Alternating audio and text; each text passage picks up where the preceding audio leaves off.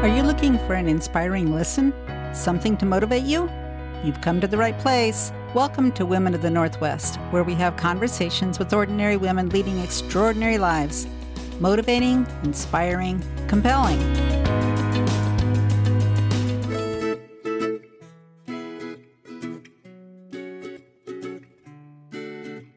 Hello, listeners. Have you ever given much thought to the people behind the voices on commercials or animations or even video games? My son Kyle has done voiceover for several projects, including a character in an anime series, so I have a little knowledge about it. But when I met Lin Gallagher, I knew I had someone fun to interview. Besides doing commercials and video games, she was the voice for Queen Wixom in Swan Princess 2, which is available on Netflix. So lean in for a fun time.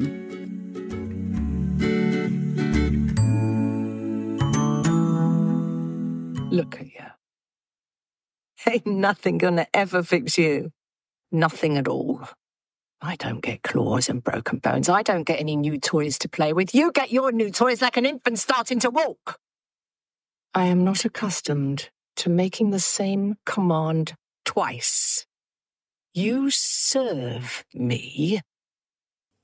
We must teach these fools their rightful place. I will drink yours like sweet, sweet nectar. An honourable deal. I hope we've bargained well. I would like to welcome Lin Gallagher to our podcast episode today. Welcome, Lynn. Thank you. Thank you. Very happy to be here. This is going to be fun. So you do voiceover. Tell me about the path that led you to do that. Well, I've always been interested in language and communication. And my mother was an English teacher originally, and she rose up the ranks of British education to become quite a well-known, you call them principals here, head teacher. And she taught a lot of different ethnicities of children. She was very, very keen on getting language teachers, special language teachers in to teach English to the kids that were struggling, because her school was in a multicultural area. So language communication, she used to make tapes and tell stories on tapes to bring the children, all that sort of thing, has been with me for a long time. She also encouraged me to read a lot when I was a child, which I'm very grateful for, because if you enjoy reading, you can never be bored. So the written word, the spoken word has always been important to me. And when I was younger, I was very gregarious. I wasn't particularly happy on my own, unless I had a book. On my own, I liked to be around people very much. So that's always been appealing to me. So years ago, when I was a young mother, I wanted something to do apart from just looking after the baby. It can be quite lonely, can't it? Just looking after the baby all the time. You can lose a sense of yourself. And there was some classes for voiceover, and I thought that's interesting, because quite a few people have told me that I'm good at impressions and that I can make funny voices and do funny things and all that. Although that isn't all voice acting, as you know, it's acting is important. Anyway, but in those days, you had to have your demo tape, your samples on a cassette tape, which you would then have to drive all over the place. And it was time consuming, and you had to be really, really keen in order to try and start from the bottom in those days. And I went to a few classes, thoroughly enjoyed them, was advised to continue doing it, but it wasn't viable with being a mum as well. Jump 20 years to the digital age. And now, of course, all the auditions, all the work, look at it, it's all done at home. So it's much, much easier. It's much, much easier to find an agent, etc. And I made my own demo, produced my own demo, added music to the demo, and nobody knew it was homemade. They all thought it was professional. So I decided I would make a demo, do a lot of study, listen to commercials, go to classes. I found a fantastic, what they call a workout group, where you're with professionals and beginners, and you all give notes on each other's performances, and you're in a booth, but you have an audience there, and we all have the same interest. It was brilliant. And then I thought, okay, I'm ready. So I started to apply to agents. How did I get my first job? I was on Twitter, which I never used except for voiceover because I can't stand the platform itself. I followed game developers, video game developers. And there was one of them who was developing a game called Guild Wars 2. I hate all that stuff. I've never played a video game in my life. But I reached out to this guy who was a writer and I said, I'd love to drip with evil all over your game. He knew that I was a voice actor from my bio. And he got back to me, and he was a really well-known writer. And he said, do you have an agent? And I said, yeah, I just got one. And he said, all right, I'll send you an audition. So he sent me an audition and I booked it. So I booked my first union job in Burbank in a big posh studio. And when I came out of the audition, I was playing an evil person. I always do. The producer said, oh, it's so great to actually work with a professional. And I went to the car and I rang my husband and I said, this is my first job. And he thought I was a professional. So we were off and away. But the thing is, I mistakenly thought I did so well at that I'm now a famous voice actor. Yeah. So I stopped going to thrift shops and I bought a blouse in a real shop. But of course, it doesn't work like that. It's like any actor. Yeah. It's up and down. You have to work so hard. And then if you get to a certain level, then it's easier to get jobs. But of course, it's very difficult to get jobs. But I've always loved it. I've had a lot of different jobs, and this is my passion. Oh, my gosh. What are some specific things on how you train? Like how do you protect or work with your vocal cords and your voice? And there are tricks. If you have a 3 or 4 hour session booked, the main thing is to keep hydrated. Now, sometimes the talent can't hear if their throat's getting dry, but the producer who has all the really sensitive equipment can. So often in a session, they'll say, can you have a sip of water? Can you have a sip of water? Now, one way to get rid of that possibility of dryness is to eat a slice of green apple. There is a product called Emergence C, which is granulated vitamin C that you put in water. And if you use a tiny bit of it, not the whole sachet, it makes you salivate a lot. Hydrating the whole day before a session. The day of is kind of a little late.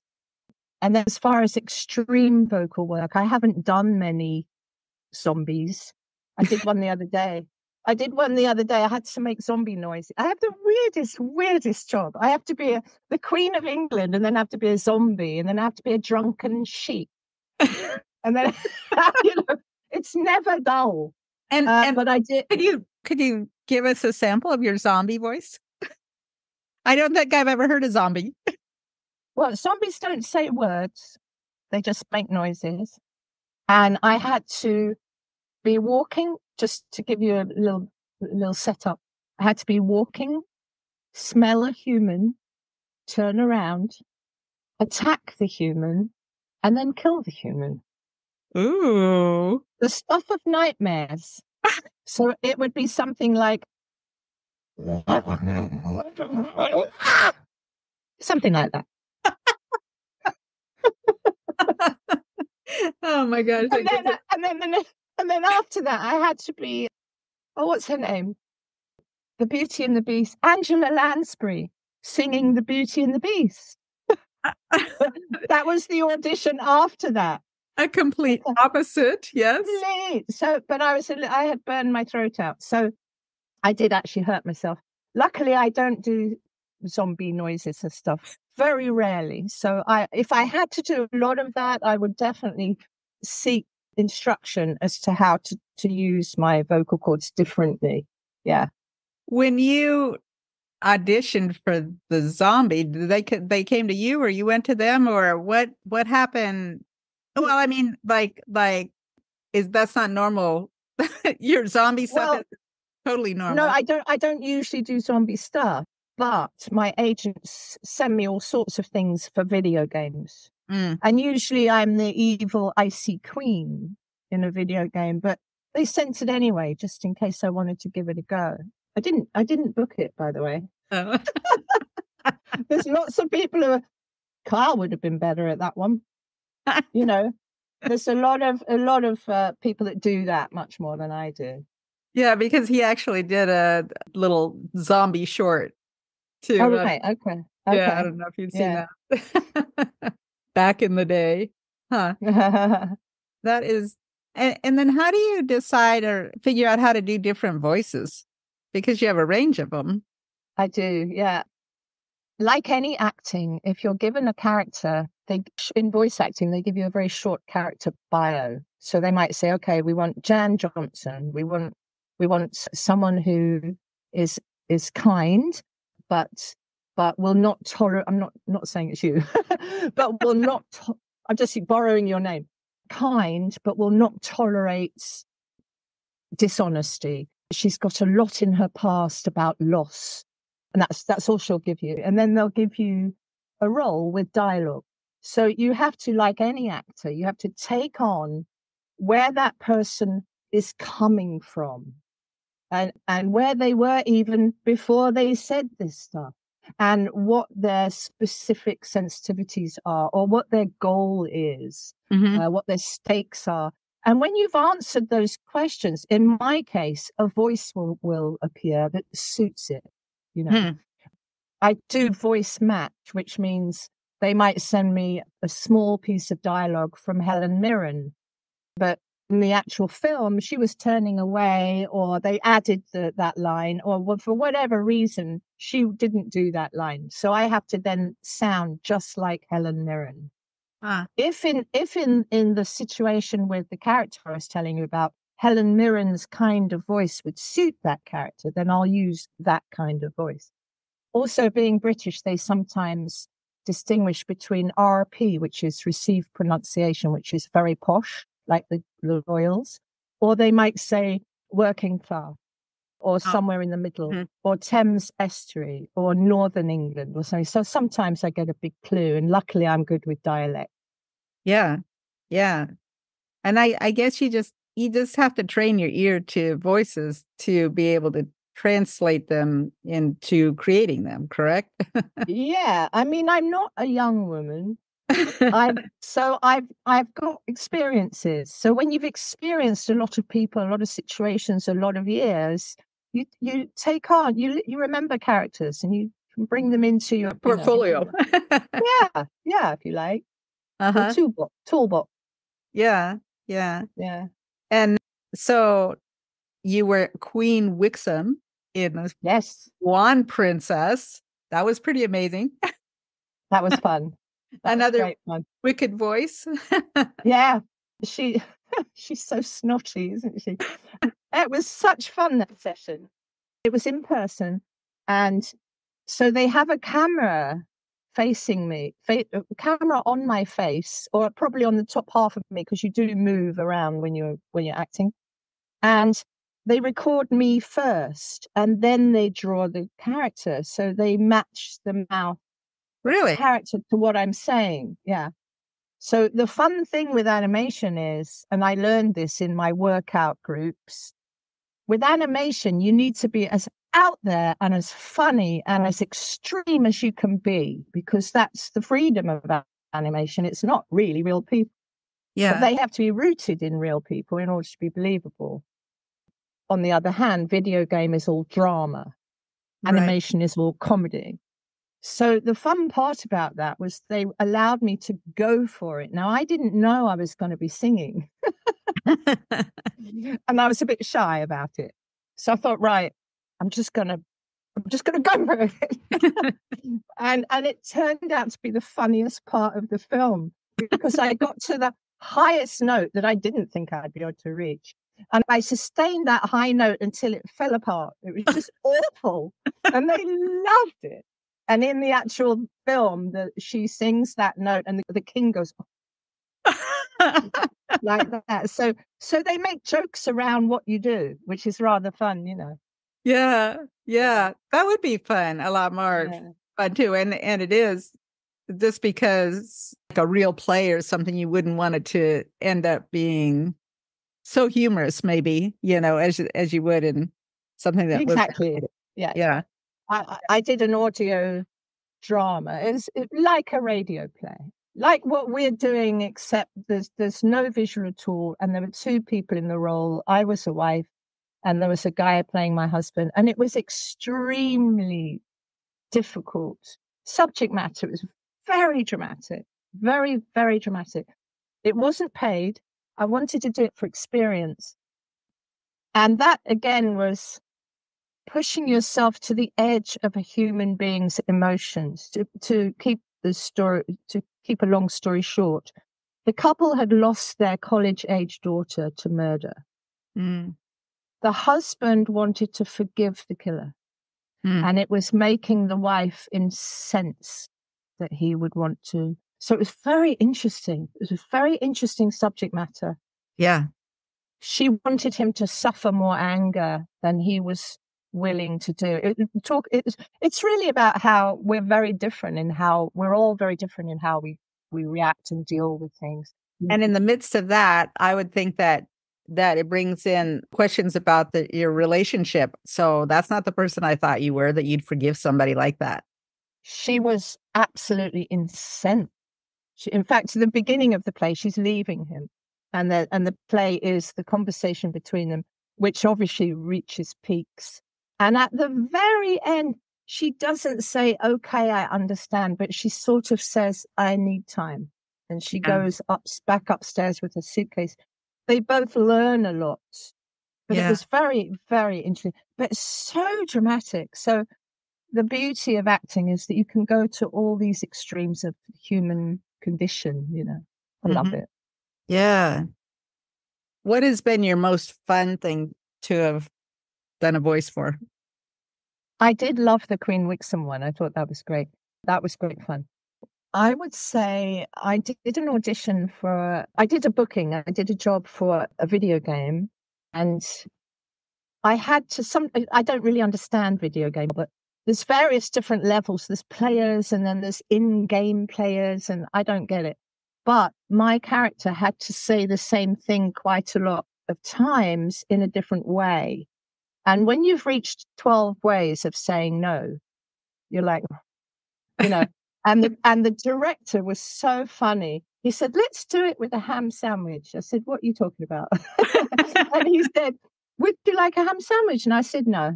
And he said, are you sure you don't want a ham sandwich? And I went, and then he said, why won't you have a ham sandwich? Why don't you? What? And I went, no. And he got me to say no in another 10 ways. Yeah. And it was so fun. It was great fun. That was a good one. I like that one. That's fascinating. Yeah. Yeah. He was a good director. That is good directing. And then I did one in Formula One racing. There is a famous racer called Sebastian Vettel, and he was retiring. And I got to do, it was actually Aston Martin was his car, his team, and Aston Martin is British. So they wanted a British accent to do a bit of a cheeky ad. And at the end, he turns to the camera and winks. And I thought, oh, that's good. That's great. I like that one. And I got to do my very, very, very smooth, luxurious voice for that one. You know? So, yeah, that was fun. There's lots of fun ones. Yeah. You know, sometimes the auditions are more fun than the actual job. Because you are trying on different Exactly. as you're doing it. Yeah, exactly. Yeah. Taking on a new persona of who you are. What are some challenges? Good question. I have a written interview. I was interviewed for a couple of magazines, and I mentioned this in those written interviews because it was quite poignant, I think. I was doing the audio description. That means you describe what's on the screen for people who are sight challenged. Audio description. So when you're on Netflix, for instance, there's an option that you can have closed caption for people who are deaf or hard of hearing. And then you can have audio description for people who can't see very well. And I really like doing audio description because I have an eye issue and I only have sight in one eye. So it's sort of personal to me. So I was doing the audio description for a Netflix series about phenomenal doctors around the world. And it was called The Surgeon's Cut. It wasn't vile. It wasn't gruesome, not big surgery scenes or anything. But the four episodes based on four different doctors were really beautifully done. One of them worked on children's heart issues while they were still in utero. And he himself had a heart issue that was going to kill him. He knew he was not going to live very long. And he was a lovely Indian, gentle, beautiful man with this incredible skill. And he saved a lot of babies. But there was one of those four, which was about a patient with a brain tumor. And I had lost a very dear friend a week earlier to a brain tumor. Now, when you do audio description, you don't have the script until you get there. So I didn't know what this episode would be about. You just see it on the television. You don't even look at it on paper. It became obvious very quickly that the patient had a brain tumor. I didn't know if the patient was going to survive, but I was hoping that they would because of the nature of the documentary was how brilliant these doctors are. So I had to make some decisions because when you're doing audio description, you don't want to get in the way of the viewer's experience of it. So you're not a character. You're narrating something, but you can't inject your own opinions or emotion. That's not fair. And that was so close to home. Very. So I made the decision. My friend's name was Naomi, and she was 44 when she died. So I thought, okay, take what you're feeling right now about Naomi and just put it to the side and visualize that you're doing this for her or for people in the future who will have her issue and that will find this helpful or interesting. And then I said to myself, if anything comes up, just ask the producer if you can have a minute, but it's not fair to let it seep through accidentally. I had to sort of make those rigid decisions to do that. And I was able to do it. It wasn't as hard as I thought it would be to actually read the words. And the patient did survive. But I felt very jittery when I left that one. Yeah. Things like that don't often happen in a career like mine. But again, it was interesting because I learned a bit more about me. Right. I just got to mention one more challenging one. Yeah. I had a very big job for JP Morgan, which I felt a bit guilty about, but big corporations. But as far as my career, it was good.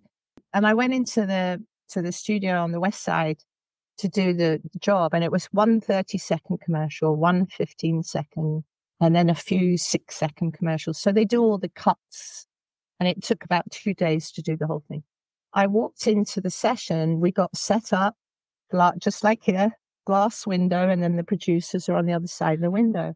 And you can hear them, they can hear you, and they give you direction, and you can see the video of the commercial.